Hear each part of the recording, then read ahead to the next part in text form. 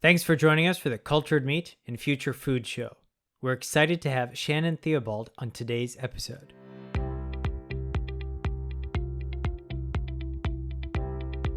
Shannon is a data-driven creative with a mission to create a better future by changing the way we produce and consume food.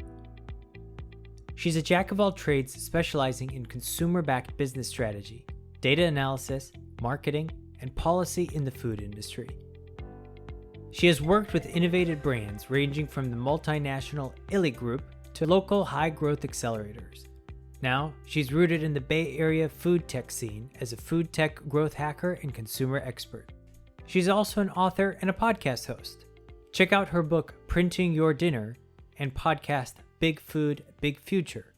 You could find these links in the show notes. Shannon's endeavors center around alternative protein and food tech, which reduces harmful climate impacts of food production. Let's get started.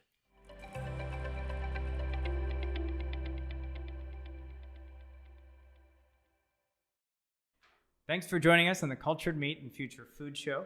I'm excited to have Shannon Theobald as the guest for today's episode. Shannon, tell us a little bit about your background and when you started becoming interested in food technology. Sure.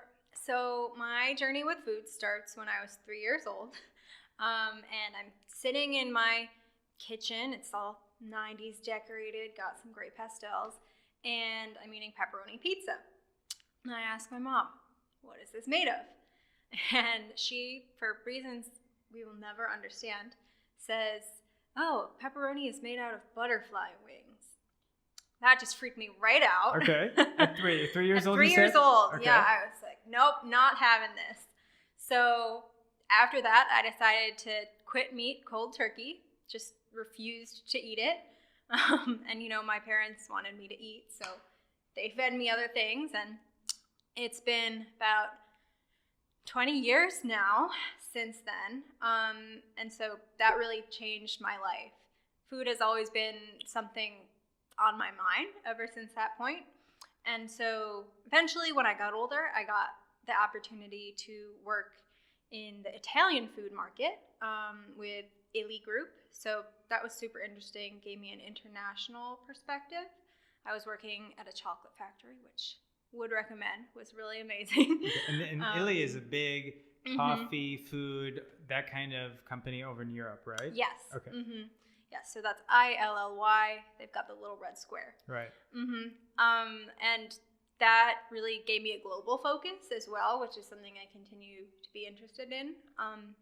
Then in my junior year of college, I was given the opportunity to write a book, which is so amazing, changed the course of my life. I knew I wanted to write about food because it's something that I had always been really passionate about, but I didn't know how to contribute something new to the conversation. So I literally found biotechnology through a Google search, which I never would have expected, but I just kind of dove right in, did a crash course, immersed myself, and I really come at it from a consumer side. So my educational background is in consumer psychology, and after that, in my book and in my other projects, I've really tried to explore how will biotech and food impact our humanity and the way we interact with food. And so next up, I'm really excited to just continue exploring that as we get closer and closer to bringing biotech food products to market. Cool. So let's dive a little bit deeper into your book. So the book is entitled Printing Your Dinner, Personalization in the Future of Food. So maybe walk us through your inspiration for that topic specifically and really what that book is all about. Yeah, so Printing Your Dinner explores the human side of biotech's advent in food. And it's focused on food as a connector. So food inherently is something that brings people together. It always has been. And I wanted to explore what bringing cell-based, what bringing 3D printing, plant-based, all different types of food tech will do to that relationship with food. So what will it mean for us as individuals, for small producers, for the international food scene? It's really a story about people. And that's what I hope the book will contribute to the movement, what I hope it has and will continue to, is a human perspective and encouraging consumers and companies alike to really take a step back and look at the role that their food plays in our society as a whole. So you have a psychology background. Mm-hmm. How did you tap into some of the resources in the food space to kind of help you facilitate the writing of the book? Yes, so it was definitely a journey, learning all of the science behind that. I did it largely interview-based, which I think is the best way to learn, just talking to people and even getting hands-on experience sometimes. So I interviewed people interested in just cellular biology, not having anything to do with food. In medicine, I interviewed people who work in traditional food, like Coke, Tyson, that kind of thing. And I try to get a really broad spectrum there and then synthesize those perspectives. And that was a really interesting exercise for myself too, because I obviously came in with a somewhat narrow knowledge of the food world, just having experienced what I have experienced. And so it gave me a really great perspective as to what's out there and how everything fits together in one system. So I'm going to be talking about cultured meat, but also plant-based meat. Yes. So let's first talk about cultured meat. When, and you're pretty well connected to the cultured meat scene. You've spoken to different people that are involved. And so when did you first hear about cultured meat? As someone who has not eaten meat for a very long time, is that something you would try? And what are your thoughts about cultured meat in general? Yes. Well, first off, I am a huge supporter of cultured meat. I think about this so much. I don't know if I would eat it, but that's mostly for health reasons and also the fact that I would get sick because I haven't eaten meat in so long. But I honestly think it would be like a spur of the moment decision. Like there's a plate of fried chicken in front of me. I'm like, all right. Cultured fried chicken. Cultured fried chicken. Okay. Of course. I'm like, all right, I'm going to do this. And you said you'd get sick just because you haven't had it in a very long time, right? Your body's not used to it now? Okay. Yeah, so the body forgets, quote unquote, how to digest meat. And yeah, not a good feeling. Yeah. Sorry, what was the other part of that question? Well, I think you answered it pretty well. More of just like your thoughts on it. So, yeah. And you're definitely a supporter, which is great. And so let's kind of change the topic to plant-based. Yes. There's a lot of people that are very interested in plant-based foods right now, specifically because of the success that Beyond Meat has had in the market. And so what are your thoughts in terms of cultured meat versus plant-based meats and looking into that type of future food technology for many years to come? Do you think that cultured meat would be here to coexist with plant-based meat? Do you think that plant-based meat like Impossible or Beyond could potentially overtake the market? And to kind of add a little bit more load to the question, do you think that you could imagine a world where the animal agriculture system that we have today, it will be non-existent? So I'm all for a continuum in terms of plant-based, traditional, and cultured.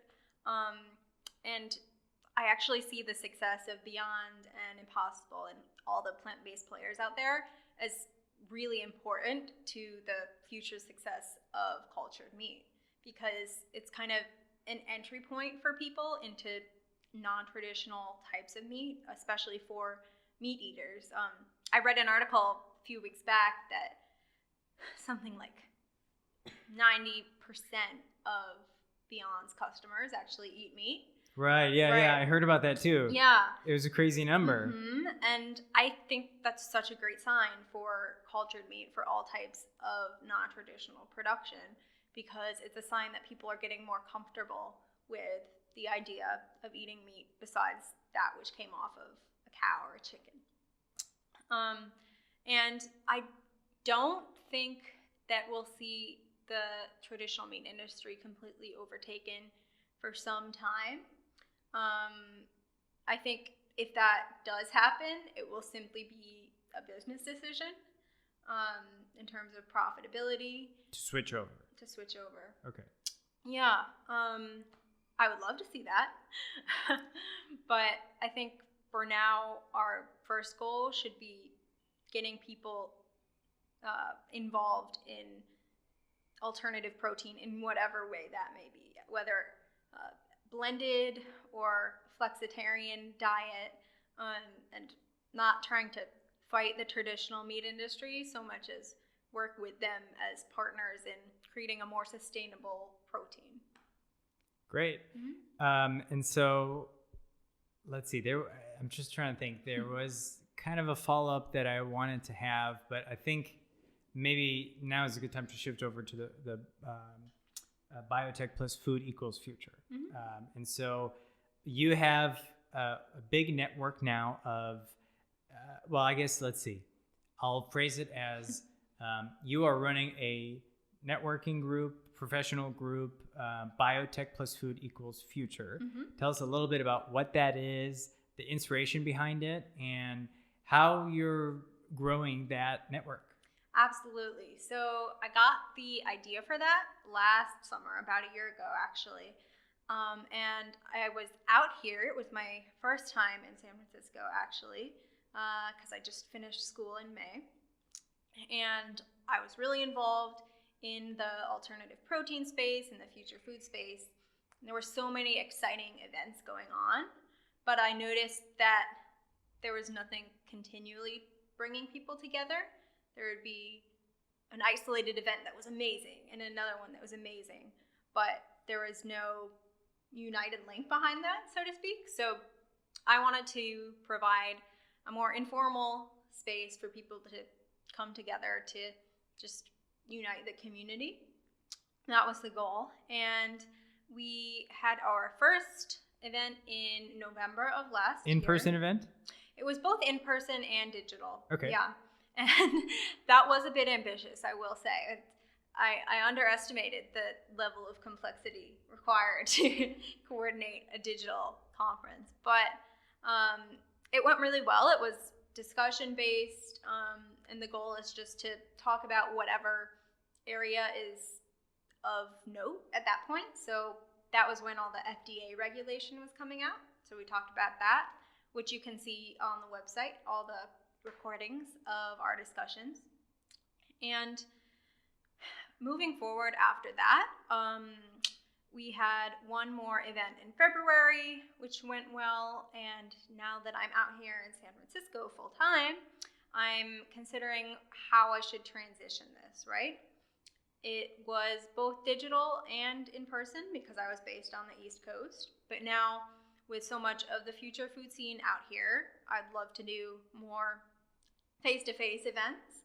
And I'm just thinking, what will be most useful to my audience?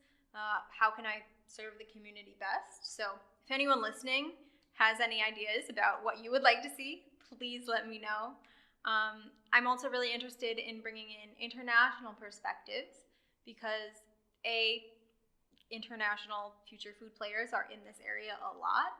Love to interact with them, and B, just like everything else in our world, food is globalizing, and I am really interested in the exchange of ideas between different countries in spite of / because of the differences in regulation. I think that those differences can provide kind of a spark for different avenues of innovation that we might not think of because it's not how our system is set up.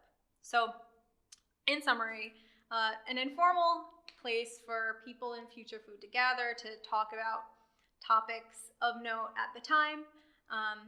Bit in transition right now, but hoping to get things really started up here on the West Coast. Let's talk content.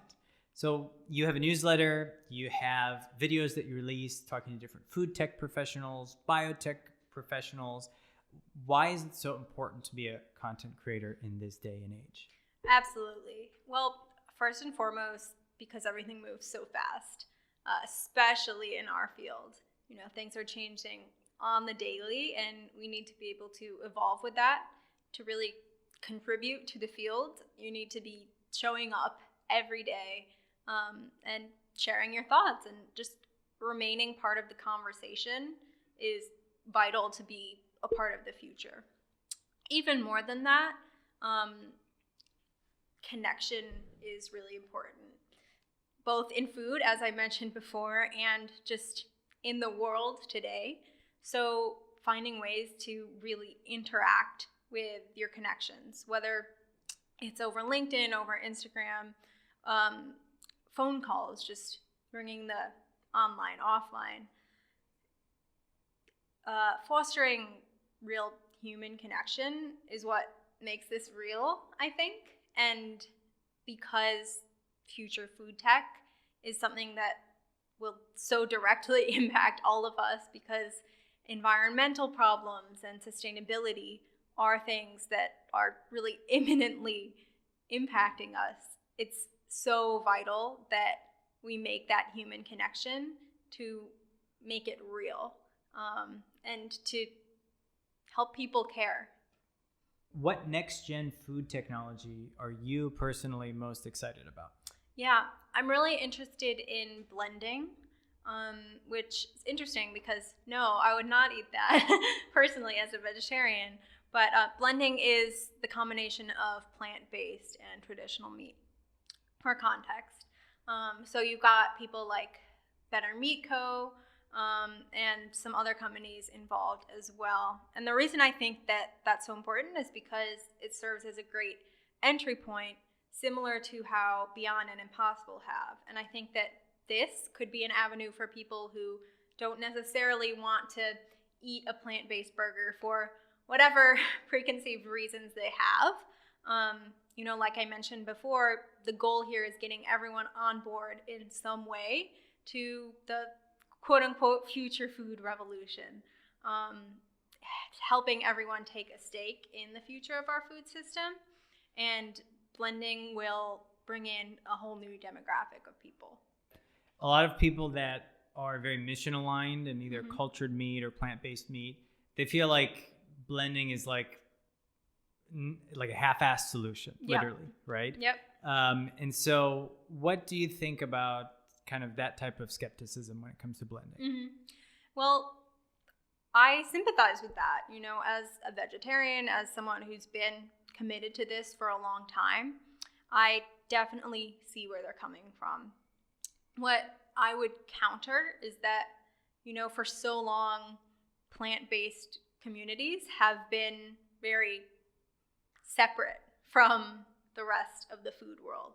And there's a stigma that goes both ways, from meat eaters to plant-based people, and from plant-based people to meat eaters. There's a lot of judgment, there's a lot of feelings involved, and it gets messy. And I think that we need a halfway point to bring those groups together.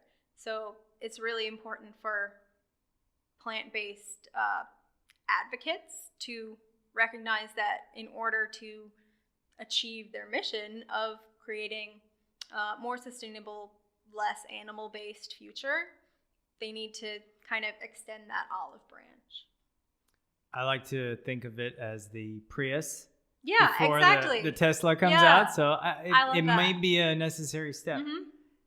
So for those of us that want to get into food tech, or any type of biotech even, what advice do you have for them in terms of resources or things that they should be doing?